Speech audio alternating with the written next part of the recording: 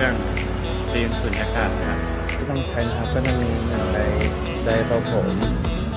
2คัตเตอร์3ขวดน้ำ4ถุงแกงแล้วก็มะนาวนะครับแล้วก็สว่านแล้วก็ดอกสว่าน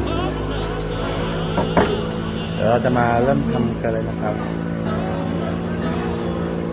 ขั้นตอนที่1เราก็เอาขวดน้ำแล้วก็มาตัดตรงครึ่งเลยนะครับขวดน้ำ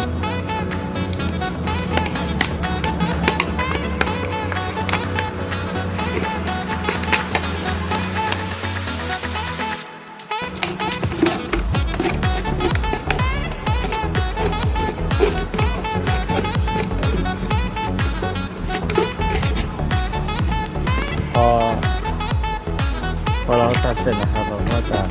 มาจับดู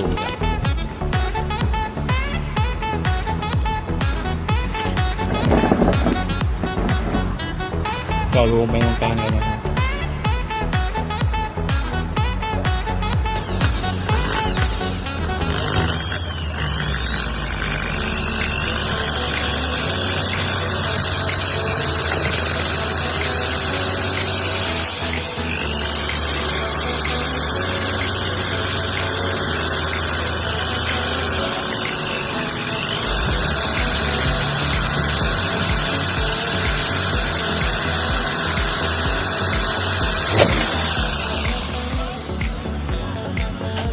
พอเราเจาะรูเสร็จแล้วนะครับแล้วก็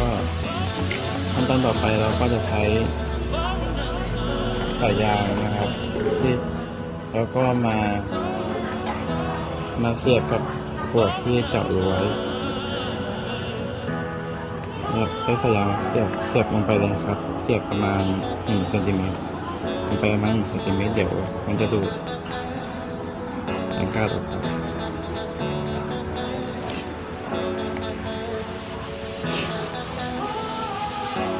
พอเสียบลงไปแล้วนะครับแล้วก็เอา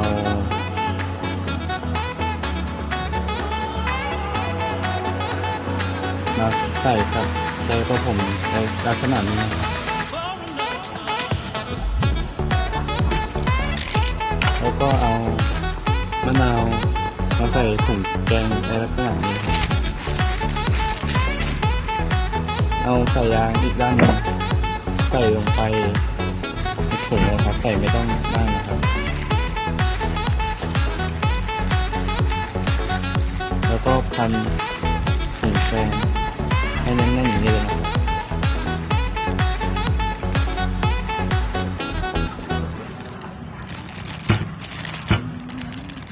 ใส่ลงไปไม่ต้องลึกมากเลยจับถุงแกงให้มันแน่นๆนะครับ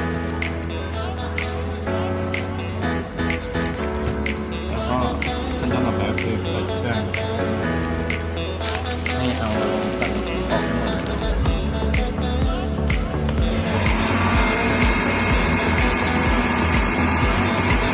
เสร็จแล้วเราก็กำลังถอดมาแล้วเสร็จแล้ว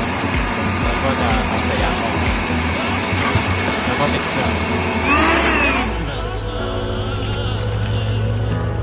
นี่ครับมันจะแฟบอย่างนี้แล้วก็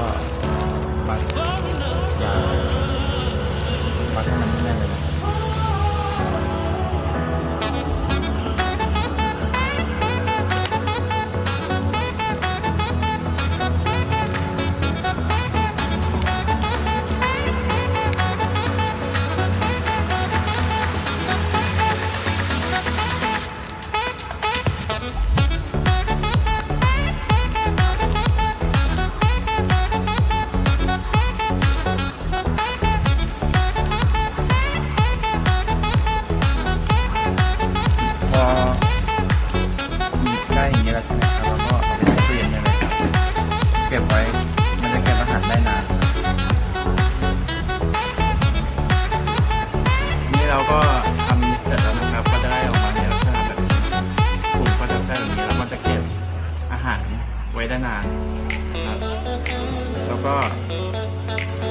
ไดเป่าผมเวลา